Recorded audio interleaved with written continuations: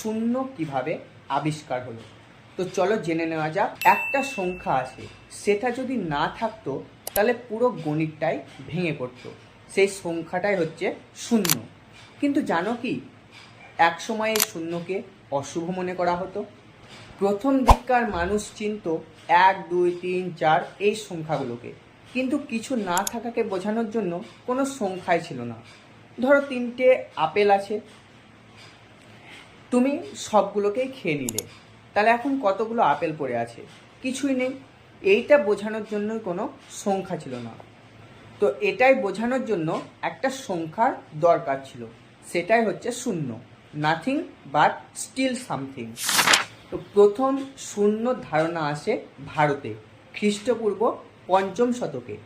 আর্যভট্ট বলেছিলেন দশমিক সংখ্যা পদ্ধতিতে শূন্য অপরিহার্য। কিন্তু ব্রহ্মগুপ্ত প্রথম ব্যক্তি যিনি শূন্যকে সংখ্যা হিসাবে গণনা করেন।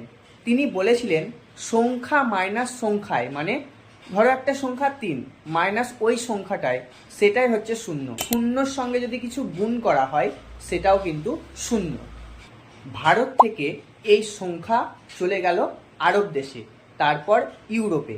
ভারতীয়রা একে বলতো সিফার। সেখান থেকে এসেছে ইংরেজি শব্দ সিফার ও জিরো শব্দ। তো গণিতে এর প্রভাবটা কি না, যদি শূন্য না থাকতো তাহলে অ্যালজেব্রা, ক্যালকুলাস, কম্পিউটার এই বিষয়গুলো কোনোটাই সম্ভব হতো না।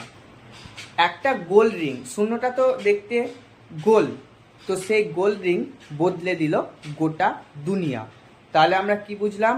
এই গণিতে শূন্যর গুরুত্ব হচ্ছে অপরিসীম।